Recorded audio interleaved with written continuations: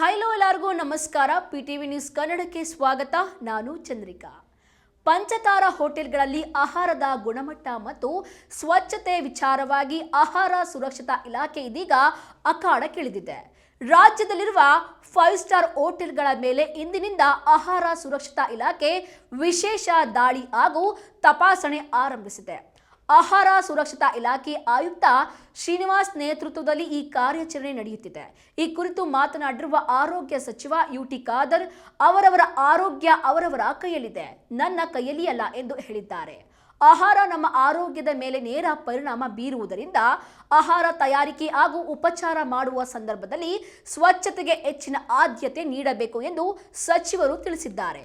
ರೋಗ ಬಂದ ಮೇಲೆ ಮದ್ದು ಕೊಡೋದಕ್ಕೆ ನನ್ನ ಇಲಾಖೆ ಇದೆ, ಆದರೆ ಆಹಾರ ಸುರಕ್ಷತೆಯ ವಿಚಾರದಲ್ಲಿ ಮುನ್ನೆಚ್ಚರಿಕೆ ಬಹಳ ಮುಖ್ಯ ಎಂದು ತಿಳಿಸಿದ್ದಾರೆ.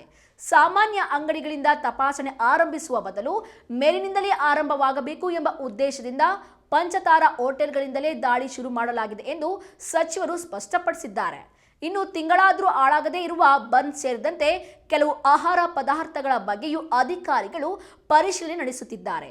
ಇಂತಹ ಆಹಾರ ಪದಾರ್ಥಗಳು ಎಲ್ಲಿಂದ ಬರ್ತವೆ, ಯಾವ ದೇಶದಿಂದ ಆಮದು ಮಾಡಿಕೊಳ್ಳಲಾಗುತ್ತದೆ, ಅವುಗಳ ಗುಣಮಟ್ಟ ಮತ್ತು ಸುರಕ್ಷತೆ ಹೇಗಿದೆ ಎಂಬುದರ ಕುರಿತು ಅಧಿಕಾರಿಗಳು ಮಾಹಿತಿ ಕಲೆ ಹಾಕುತ್ತಿದ್ದಾರೆ.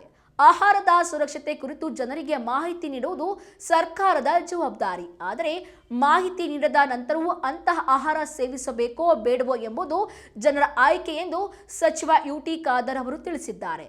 ಹಾಗಾದರೆ ಪಂಚತಾರ ಹೋಟೆಲ್ಗಳ ಮೇಲಿನ ಈ ದಾಳಿ ವೇಳೆ ಏನೆಲ್ಲ ಅಂಶಗಳು ಬೆಳಕಿಗೆ ಬರ್ತವೆ, ಯಾವ ಹೋಟೆಲ್ಗಳಲ್ಲಿ ಆಹಾರ ಸುರಕ್ಷತಾ ನಿಯಮ ಉಲ್ಲಂಘನೆಯಾಗಿದೆ ಎಂಬುದರ ಮೇಲೆ ಇದೀಗ ಎಲ್ಲರ ಗಮನ ನೆಟ್ಟಿದೆ.